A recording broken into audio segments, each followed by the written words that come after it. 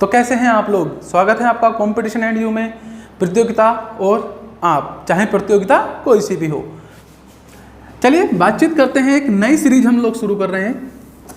इसका एक टाइमिंग रहेगी, एक पर्टिकुलर टाइमिंग। ये डेली सुबह 6 बजे, डेली सुबह 6 बजे ये आपको वीडियो देखने के लिए मिलेगा। और इसमें होगा क्या, पहले एक बात समझ लेना, बहुत ही ज़्यादा काम की रहेगी। अब आपका एग्जाम चाहे फिर जेल वार्डन का हो, यूपी पुलिस हो, यूपी एसआई हो, या यूपी SSS हो, इन शॉर्ट यूपी का कोई भी एग्ज़ाम हो, एनी एग्ज़ाम ऑफ यूपी, या फिर यूपी का कोई भी एग्ज़ाम हो, उसमें हम जानते हैं हिंदी बहुत मस्ट है। तो अब इस सुबह 6 बजे की क्लास में हम लोग डेली आप लोगों के लिए लेकर आएंगे 25 क्वेश्चंस का एक प्रैक्टिस सेट। देखिए, अगर आपकी हिंदी पूरी हो गई है तो भी कोई बात नहीं है, आधी सीखी है तो भी कोई बात नहीं है। यहाँ से क्या होगा, जब डेली आप सुबह को उठकर केवल 10 से 15 मिनट का एक वीडियो देखेंगे, जिसके लिए ना आपको पेन की ज़रूरत है ना पेपर की ज़रूरत है, बिस्तर में भी पड़े पड़े आप ये वीडियो देख सकते हैं। बस सुबह को उठना है, फ़ोन खोलना है, एक वीडियो देखना है, 10 से 15 मिनट का सेशन होगा। बेनिफिट्स क्या होंगे कि जिस दिन आप इसकी कुछ 30 वीडियो कंप्लीट कर लेंगे, शुरू में हमारा टारगेट भी मिनिमम 30 वीडियो का है। अगर ये प्लान सक्सेसफुल रहा तो वीडियो की गिनती आगे बढ़ती रहेगी फिर तो रेगुलर। फिलहाल 30 वीडियो का टारगेट है मिनिमम। तो उससे क्या होगा, जब आप 30 वीडियो देखेंगे और डेली 25 क्वेश्चन को कवर अप करेंगे, MCQs को, और सिर्फ वही क्वेश्चन होंगे जो एग्जाम में आए हुए हैं, तो 25 या 75 कितने क्वेश्चन कवर कर लिएगा आप? 750 क्वेश्चन आप लोग कवर कर लेंगे एक महीने में। मैं समझता हूँ इस क्वेश्चन से बाहर तो वैसे भी नहीं जाएगा, पर अगर सक्सेसफुल रहा ये 25 क्वेश्चन 30 वीडियो डेली का, तो ये फिर चलती ही रहेंगी और किया जाता है 10 से 15 मिनट में। तो आपका एक ऐसा पोर्शन कवर अप हो जाएगा जो कि यूपी के किसी भी एग्जाम में आपको अव्वल लाने में नहीं रोक सकता, या फिर नंबर लाने में नहीं रोक सकता। हिंदी में पूरे नंबर लाने की गारंटी हमारी है। बस जुड़े रहिए हमारे साथ। चलिए शुरू करते हैं, टाइम वेस्ट ना करते हुए अपने हिंदी की क्लास। ये डेली सुबह 6 बजे वीडियो अपलोड रहेगा पर डे। तो शुरू करते हैं पहले सवाल के साथ, पहले क्वेश्चन के साथ। पहला क्वेश्चन है, निम्नलिखित में से किस वाक्य में परिमाणवाचक क्रिया विशेषण है? देखिए, मेन शब्द है परिमाणवाचक क्रिया विशेषण। परिमाणवाचक क्रिया विशेषण। अब परिमाणवाचक क्रिया विशेषण क्या होता है, उससे पहले आप ये समझ लें परिमाणवाचक क्या होता है। वैसे मैं इस वीडियो में बहुत ज़्यादा डिटेल नहीं समझाऊंगा, सिर्फ क्वेश्चन आंसर, चाहे वीडियो 10 मिनट का बने, 12 का मिले या 15 मिनट का बने। ऐसा क्यों सर? बच्चे ऐसा इसलिए रहेगा क्योंकि डिटेल तो हम सारी और वीडियो में समझाएंगे ना, जो कि हिंदी का कोर्स चल रहा है पूरा, ठीक है ना। तो इसमें फिर भी मैं बता देता हूँ। फिलहाल परिमाणवाचक का मतलब है कि कोई भी एक ऐसी संख्या जो आपको एक सवाल का आंसर दे। कितना? तो अब देखिए, इन सब सवालों में एक क्वेश्चन पूछिए, तुम अच्छे खिलाड़ी हो, कितना? अगर यहाँ होता तुम बहुत अच्छे खिलाड़ी हो, तो तुम क्वेश्चन का आंसर मिलता कि तुम कितने अच्छे खिलाड़ी हो, तो आंसर मिलता बहुत। अब ऐसा बहुत किस में लिखा हुआ है? सिर्फ एक सेंटेंस में लिखा हुआ है। तो हमें किसका उत्तर मिलना चाहिए? कितना। जैसे इसका आंसर हमें मिलेगा, हम समझ जाएंगे कि क्या है, परिमाणवाचक क्रिया विशेषण की बातचीत हो रही है। तो क्या आंसर होगा? ऑप्शन नंबर ए आपका यहाँ पर क्या हो जाएगा प्यारे बच्चों? आंसर हो जाएगा। नेक्स्ट है आपके लिए क्वेश्चन के रूप में, दुरात्मा कौन सा उपसर्ग है? देखिए, उपसर्ग होते हैं जो किसी भी शब्द के शुरू में जोड़े जाते हैं। तो दुरात्मा में कौन सा शब्द है जो जोड़ा गया है? तो यह है दुर। क्या है? दुर। तो कोई भी जो शब्द शुरू में जोड़ा जाता है वो होता है, जैसे कि दुर प्लस आत्मा, इस तरह से शब्द रहा होगा और इसे मिलाकर बना होगा दुरात्मा। इसे मिलाकर बना होगा दुरात्मा। तो किस शब्द से उपसर्ग क्या हुआ? जो शुरू में जुड़ा हुआ है। क्या है शुरू में जुड़ा हुआ प्यारे बच्चों? उपसर्ग दुर। क्लियर है? अगले क्वेश्चन पे चलते हैं। ये सेशन ऐसे ही चलेगा। बाकी डिटेल के लिए आप हमारे डिस्क्रिप्शन में लिंक है, उसमें जाएं, वीडियो को देखें, बहुत ही अच्छी वीडियो है। हिंदी का एक क्वेश्चन वहाँ से नहीं छूटने वाला आपका। चलते हैं अगले क्वेश्चन पर। लिखा है विपत प्लस जाल, विपत जाल। विपजाल में कौन सी संधि है? आपको संधि बतानी, तो संधि की सबसे पहचान यहीं पर हो गई। ये क्या लग रहा है? हलंत का चिन्ह। हलंत किस में लगता है? व्यंजन संधि में। किस में लगता है?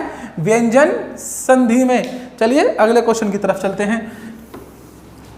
वाक्यों का वर्गीकरण कितने आधारों पर किया जाता है? तो मैं आपको बता दूं, कई बार ये क्वेश्चन आते हैं कि वाक्यों का वर्गीकरण कितने आधार पर किया जाता है। शब्दों का वर्गीकरण, संज्ञा का वर्गीकरण, सर्वनाम का वर्गीकरण, विशेषण का वर्गीकरण। तो इतने सारे वर्गीकरण या इतने सारे भेद रखने, याद रखना कई बार बच्चों के लिए समस्या बन जाती है। तो इसकी जितनी प्रैक्टिस हो सके करें। तो मैं बता दूं, वाक्यों का जो वर्गीकरण है वो 2 आधार पर किया जाता है। कितने आधार पर किया जाता है? 2 आधारों पर वाक्यों का वर्गीकरण किया जाता है। चलते हैं अगले क्वेश्चन की ओर। लिखा है, अलमारी कौन सी भाषा का शब्द है? अब मैंने आपको इस चैप्टर से भी चीजें कराई हैं, शब्दों का ज्ञान मैंने अच्छे से कराया था। कहीं से कहीं तक भी अलमारी शब्द नहीं आया था, क्योंकि मैंने आपको सिखाए थे फारसी शब्द, अरबी शब्द, और संस्कृत में तो अलमारी था ही नहीं। तो बचा कौन सा? पुर्तगाली। कौन सा बचा? पुर्तगाली। इस तरह से भी आप आंसर लगा सकते हैं। पुर्तगाली के अंदर काजू भी आता है, कमीज भी आता है ना। इस प्रकार के शब्द किस में आते हैं? आपके पुर्तगाली में। चलते हैं अगले क्वेश्चन की तरफ। आपको मजा आ रहा होगा, वीडियो को लाइक शेयर करें, सुबह उठें, कुछ नहीं है, केवल 10 से 15 मिनट का वीडियो, 15 मिनट से लंबा वीडियो कभी नहीं हो सकता, 10 से छोटा ही रहे। तो क्या होगा, आप डेली 25 क्वेश्चन के हैबिचुअल हो जाएंगे और धीरे धीरे धीरे धीरे आप देखेंगे कि हिंदी तो भैया हाथ में हो गई। इस तरह से एक क्वेश्चन नहीं छूटेगा, पर थोड़ी सी लगन आपको दिखानी होगी। अगर वो लगन नहीं दिखाएंगे तो मौका भैया कोई और ले जाएगा। इच्छा आपकी है। देखते हैं अगला। लिखा है, जिन शब्दों का प्रयोग वाक्यों के श्रव्य, भावार्थ और बल प्रदान करने के लिए होता है, लेकिन वे वाक्य के अंग नहीं होते, क्या कहलाते हैं? अब देखिए, ये ऐसा शब्द है जो वाक्य में प्रेशर, बल या बात पर जोर डालता है। जैसे कि आपने सुना होगा, अदालत में अगर पिक्चर तो देखी होंगी, उसमें कहा जाता है कि साहब मैंने खून होते हुए देखा। तो एक नॉर्मल लाइन है, पर जब इस बात पर जोर डाला जाए, बल डाला जाए, तो हम क्या कहेंगे? साहब मैंने खुद या मैंने ही खून होते हुए देखा। मैंने ही खून होते हुए देखा, मतलब कि बात पर ही शब्द से क्या करा? बात पर जोर डाल दिया। पर ये ही जो शब्द था, ये सेंटेंस का, ये वाक्य का हिस्सा नहीं है। ये किस लिए जोड़ा? ताकि बात पर प्रेशर डाल दिया जाए। तो ऐसे शब्दों को क्या कहते हैं? इसे कहते हैं निपात। क्या कहते हैं? निपात कहा जाता है। बहुत ही शानदार क्वेश्चन है। हाल ही में ये क्वेश्चन ट्रेंड में रहा है और बहुत सारे एग्जाम में बैक टू बैक पूछा गया है। यूपी टेट का तो फेवरेट रह चुका है, कई बार पूछा जा चुका है। तो थोड़ा सा देखेंगे। यूपी टेट की परीक्षा में भी हिंदी आती है, मैं उसमें लिखना भूल गया था। देखें अगला क्वेश्चन है, वे वाक्य सरल वाक्य कहलाते हैं जिनमें। अब देखिए, ये भी आपका चैप्टर होगा। सरल वाक्य कौन से होते हैं? जिसमें एक उद्देश्य और एक ही विधेय हो। अब सर थोड़ा सा तो बता दो कि उद्देश्य और विधेय क्या होता है। मैंने लिखा, राम ने खाना खाया। राम ने खाना खाया। अब समझेंगे, जब राम ने खाना खाया है ना, जब राम ने खाना खाया तो राम हुआ उद्देश्य और इसने जो काम करा है ये हुआ विधेय। तो जिस सेंटेंस में एक ही उद्देश्य हो और एक ही विधेय हो, वो सेंटेंस क्या होते हैं? सरल वाक्य होते हैं। राम ने पतंग उड़ाई, मनोज स्कूल गया, सीता बाजार चली गई, है ना, अरविंद खेल रहा है। तो ये सब कैसे? सरल वाक्य, क्योंकि अरविंद एक है और उसका काम क्या? खेलना। मतलब कि आगे का जो सेंटेंस है ये, जो कि सब्जेक्ट के बारे में बता रहा है, वो क्या होता है? विधेय। तो ये हुआ आपका विधेय और ये हुआ आपका उद्देश्य। बात क्लियर है? तो ऐसे सेंटेंस को हम क्या कहते हैं? ऐसे सेंटेंस को हम, या ऐसे वाक्य को हम सरल वाक्य कहते हैं। तो ऑप्शन नंबर सी इसका सही आंसर होगा। चलते हैं अगले क्वेश्चन की तरफ। वो लिखा है, देखते हैं, प्रत्येक वर्ग का दूसरा और चौथा वर्ण। ये बहुत अच्छे से सिखाया था। अगर नहीं हुआ, देखो अब यही तो होता है जब आप हिंदी की प्रैक्टिस करेंगे। मैं आपको बिल्कुल सिंपल, साधा, सरल तरीका बताऊंगा, मजा आ जाएगा। मेरे कहने से 30 दिन इस काम को कर लेना। अगर हिंदी का एक क्वेश्चन एग्जाम में छूट जाए तो बात है। देखिए, प्रत्येक वर्ग का दूसरा और चौथा वर्ण क्या कहलाता है? जहां तक मैं समझता हूं कि सभी बच्चों ने वर्ण पढ़ रखे होंगे और अभी भी आंसर ना दिया जाए तो परेशान मत होना। आंसर ना दिया जाए, जब वीडियो खत्म हो जाए उसके बाद उठना और ये वर्ण वाला जो चैप्टर है इसे फिर से पढ़ना, अच्छे से पढ़ना। और जब नेक्स्ट टाइम मेरे किसी वीडियो में वर्ण का क्वेश्चन आए तब आंसर जरूर दे देना, और मान लो तब भी नहीं दे पाए तो फिर से पढ़ना। तब तक पढ़ना जब तक कि हर वीडियो में आप इस सब्जेक्ट से या इस टॉपिक से रिलेटेड आंसर ना दे पाए। तो दूसरा और चौथा वर्ण क्या कहलाता है? अब आपको याद होगा तो कै, खे, गे, घे, ड़, ये 4-5 होते हैं। तो इसमें से पहला, तीसरा और पांचवा ये होते हैं अल्प प्राण। क्या होते हैं? अल्प प्राण। लेकिन जो दूसरा और चौथा होते हैं ये होते हैं हमारे महाप्राण। याद है या नहीं देखना। तो यहाँ पर क्या करा? दूसरा और चौथा। तो दूसरा और चौथा क्या है? मतलब देखो पहले नंबर पर ये, दूसरे पर ये, तीसरे पर ये, चौथे पर ये, पांचवें पर। तो दूसरा और चौथा क्या है? महाप्राण। तो क्या आंसर होगा? महाप्राण व्यंजन। समझ रहे हैं कितनी आसानी से आंसर आएगा। अगला क्वेश्चन है आपके सामने, उच्चारण की दृष्टि से संबल ध्वनि का कौन सा वर्गीकरण है? देखिए काफी अच्छा और अच्छे लेवल का क्वेश्चन है। संबल, आप अपने आंसर देते चलें, वीडियो को पॉज करके अगर आंसर आते हैं तो दें, सही रहता है। इससे क्या कॉन्फिडेंस बढ़ता है हमारा। संबल ध्वनि का कौन सा वर्गीकरण है? तो संबल जो ध्वनि का है यह है ऑप्शन नंबर ए, संप्रत ध्वनि। ये ध्वनि कौन सी होती है साहब? ये ध्वनि तो हमने कभी चैप्टर के अंदर भी नहीं पढ़ी सर। जब भी मैं शॉर्ट समझा देता हूँ, कोई एक आधा वर्ण या आधे ध्वनि किसी दो पूर्ण शब्दों के बीच या वर्णों के बीच में आ जाती है तो वो क्या कहलाती है? संप्रक्त ध्वनि कहलाती है। वैसे इसके लिए एक स्पेशल क्लास भी लगाएंगे क्योंकि इस प्रकार के सवाल आजकल आने लगे हैं। चलते हैं अगले क्वेश्चन की तरफ। ऑप्शन नंबर ए इसका आंसर था। अगला लिखा है आपके सामने, दिए गए विकल्पों में से शुद्ध शब्द का चयन कीजिए। शुद्ध, जो शुद्ध लिखा हो। तो मूल्यवान, ब्रह्म, क्लिष्ट और पृथक, इन सब में शुद्ध लिखा हुआ है मूल्यवान। मूल्यवान बिल्कुल सही लिखा हुआ, बाकी सब गलत लिखे हुए हैं। ब्रह्मा होता है, ये क्लिष्ट होता है, और ये पृथक में नीचे ये देखिए, पृथक तो बड़ा ही डेंजर है। ये पृथक का जो सही है वो ये है, बस नीचे क्या हलंत नहीं लगना, इसमें हलंत लगा हुआ है, वरना पृथक पूरा सही है, बट फिलहाल तो गलत है।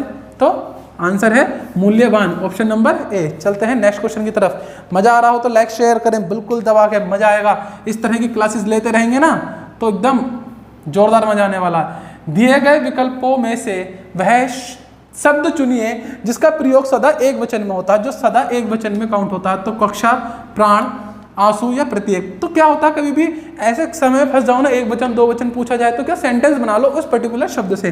कक्षा, बच्चे कक्षा में आ गए, आ गए। तो कक्षा कैसी हुई? कक्षा हुई आपकी बहुवचन। प्राण, उसके प्राण निकल गए, या प्राण छटपटाने लगे, कभी ऐसा बोलता है उसका प्राण निकल गया, क्या बोला जाता है? उसके प्राण निकल गए। तो गए का मतलब हुआ बहुवचन। उसके आंसू बहते रहे और तमाशा देखती रही दुनिया, शेर हो गया ये तो। खैर, आंसू, आंसू बहते रहे, तो ये भी क्या है? बहुवचन। तो इसमें क्या बचा? प्रत्येक। प्रत्येक में वैसे भी किसका साउंड आता है? एक का। तो ये हमेशा किस में काउंट होता है? एक वचन में। ये इंग्लिश में भी एक वचन में काउंट होता है ना। अगला है, जो शब्द, ये बहुत ही टेक्निकल क्वेश्चन है, आंसर देना, एकदम आंसर देना। अगर ये क्वेश्चन आता हो तो आंसर देना। मैं इसमें 1 सेकंड का 2 सेकंड का आपको समय दूंगा। जो शब्द संस्कृत भाषा से उत्पन्न या विकसित हुए उन्हें क्या कहा जाता है, या वो क्या कहलाते हैं? जो शब्द संस्कृत भाषा से उत्पन्न या विकसित हुए वे क्या कहलाते हैं? जल्दी बताइए। तत्सम, तद्भव, अर्ध तत्सम या देशज? फटाफट आंसर दीजिए, ये बहुत ही बढ़िया क्वेश्चन है। अगर आपका आंसर तद्भव है तो भैया सही है, और गलत है अगर तत्सम लगाया है तो। अब कुछ बच्चे कहेंगे सर संस्कृत से जो भाषा आती है तत्सम, यहाँ लिखा है संस्कृत भाषा से उत्पन्न या विकसित हुए, मतलब संस्कृत के शब्द जू के तो नहीं आए, संस्कृत से विकसित हो गए, मतलब संस्कृत से रूप बदल गया। और जब रूप बदल जाता है तो कौन से शब्द कहलाते हैं? तद्भव कहलाते हैं। तो ऑप्शन नंबर 20 का आंसर होगा। अगला क्वेश्चन आपके सामने, व्युत्पत्ति के आधार पर किलकिल कौन सा शब्द है? किलकिल, देशज, विदेशज, तत्सम या अर्ध तत्सम? सर किलकिल तो कभी शब्द सुना ही नहीं। अरे भैया जो शब्द नहीं सुनने को मिलता है, जिसका पता नहीं चलता है, वो देशज होता है। क्या होता है? देशज। बिल्कुल अटपटे शब्द आते हैं देशज में भी। तो किलकिल कैसा शब्द है? देशज शब्द है, आपके ही देश में उत्पन्न हुआ है। अगला क्वेश्चन है आपके आगे, निम्नलिखित में से कौन सा शब्द तत्सम है? तत्सम। अब कई बच्चे इस क्वेश्चन में क्या करेंगे, इन्हें तो हटा ही देंगे, केला को और मछली को, ठीक है ना। वो या तो माँ और अमूल्य पर फंस सकते हैं, और अधिकतर बच्चे आंसर क्या लगाएंगे? माँ, जबकि ये भी गलत है। माँ नहीं होता, माता होता है तत्सम, ठीक है। और बचा क्या? डी। सही आंसर क्या है? डी। अमूल्य एक तत्सम शब्द है। कैसा शब्द है? तत्सम। देखते हैं अगला लिखा है क्वेश्चन में, सुहावना, लिखाई व छलिया में निहित प्रत्यय के लिए सही विकल्प का चयन करें। देखिए प्रत्यय क्या होता है, प्रत्यय का मतलब होता है जो भी किसी शब्द के अंत में जुड़कर उसके अर्थ में परिवर्तन ला देते हैं उन्हें प्रत्यय कहते हैं। उन्हें क्या कहते हैं, प्रत्यय कहते हैं। ये कहाँ जुड़ते हैं, किसी भी शब्द के अंत में जुड़ते हैं, ठीक है ना। देखो तो अब बताओ सुहावना में कौन सा शब्द जुड़ा हुआ है, आवना, बड़ा आ व ना, आवना। लिखाई में आई, आई दिख रहा ना, बड़ा का डंडा और ई, आई। यहाँ पे छलिया, छोटा ई और या, छलिया, इया। तो ऑप्शन नंबर डी इसका आंसर हो जाएगा। देखिए बड़े आसान होते हैं उपसर्ग और प्रत्यय में आंसर लगाना, ठीक है। चलते हैं अगले क्वेश्चन पर। मैं किसी भी क्वेश्चन पर बहुत ज़्यादा टाइम लगाकर नहीं रुकूंगा क्योंकि ये क्लास इसी तरह की रहेगी। अगर आपको डिटेल में कुछ भी चीज़ पढ़नी है तो हमारी वीडियो में जाएं, डिस्क्रिप्शन में लिंक है, वहाँ जाएं, वीडियो पर क्लिक करें, वीडियो देखें। सिर्फ रिक्वेस्ट है एक बार वीडियो देखें, अगर अच्छी ना लगे तो भले ही डिसलाइक कर देना वीडियो को, ठीक है ना। कंचन एक कृशांगनी युक्ति है, इस वाक्य में कौन सी अशुद्धि है। अब देखिए इस प्रकार का क्वेश्चन काफ़ी टिपिकल पड़ जाता है। आपको बताना है कि वाक्य के अंदर जो गलती है वह कौन सी है। शब्द चयन संबंधी अशुद्धि, वर्तनीगत अशुद्धि, व्याकरण की अशुद्धि या शब्द निर्माण की अशुद्धि। इसका आंसर है शब्द निर्माण की अशुद्धि। मतलब इस लाइन के अंदर जो गलती है वो कैसी है, शब्दों के निर्माण में जो गलती हुई है वह इसके अंदर गलती है। चलते हैं अगले क्वेश्चन पर। लिखा है निम्नलिखित में से कौन सा अनौपचारिक पत्र का उदाहरण है। ये एग्जाम में आजकल पत्र लेखन से भी सवाल आते हैं, तो आइए पढ़ लेते हैं। मोहल्ले में बिजली की समस्या के लिए जिलाधिकारी को लिखा गया पत्र। आप अपने आप आंसर दे देंगे। कई बार बच्चा क्वेश्चन से डर जाता है ना, तो क्वेश्चन सही से पढ़ता है ना ऑप्शन। आप इसका ऑप्शन पढ़िए, मैं आंसर बताने में थोड़ा डिले करूंगा, आप आंसर बताइएगा और देखिए आंसर पता चल जाएगा पढ़ते ही। मोहल्ले में बिजली की समस्या के लिए जिलाधिकारी को पत्र लिखा गया या जिलाधिकारी को लिखा गया। बहन के विवाह में शामिल होने के लिए मित्र को लिखा गया पत्र। गांव में पुस्तकालय खुलवाने हेतु जिला परिषद के अध्यक्ष को लिखा गया पत्र। और आखिरी है प्रधानाचार्य को 2 दिन के अवकाश के लिए लिखा गया पत्र। आप बताइए कौन सा आंसर आपको लग रहा है। खैर सोच लिया होगा, पर मैं बता दूं आंसर सही है वो है बी।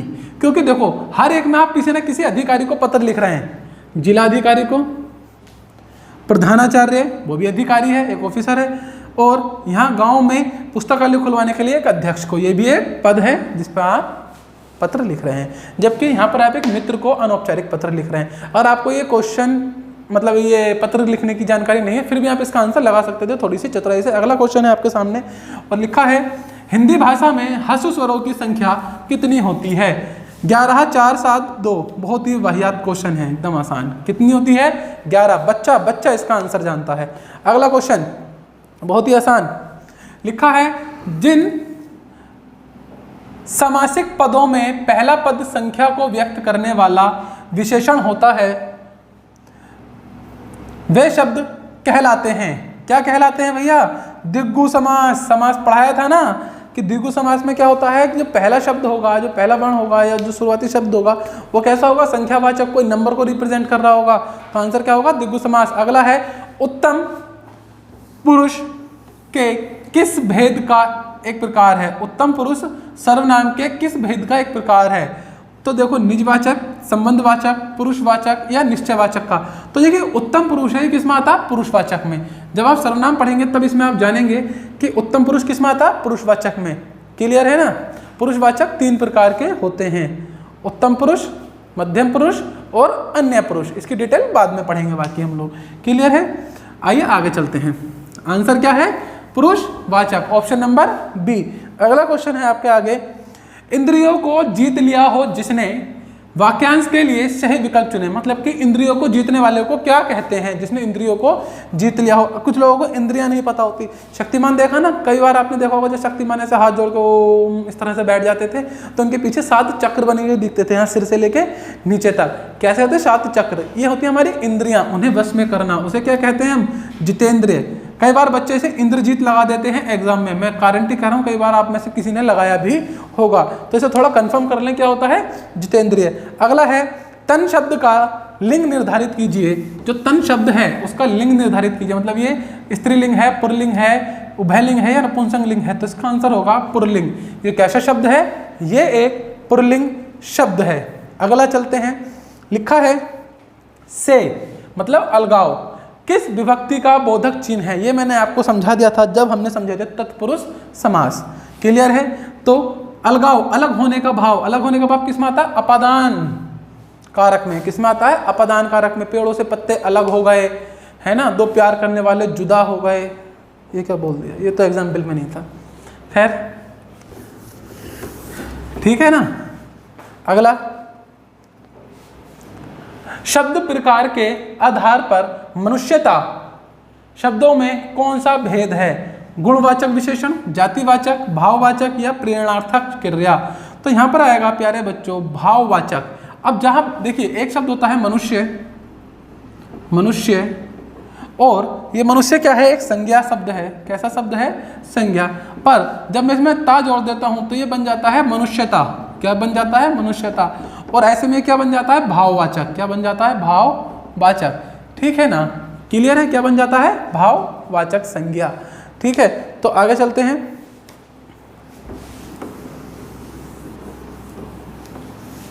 लिखा है, आखिरी क्वेश्चन है, मनोभावों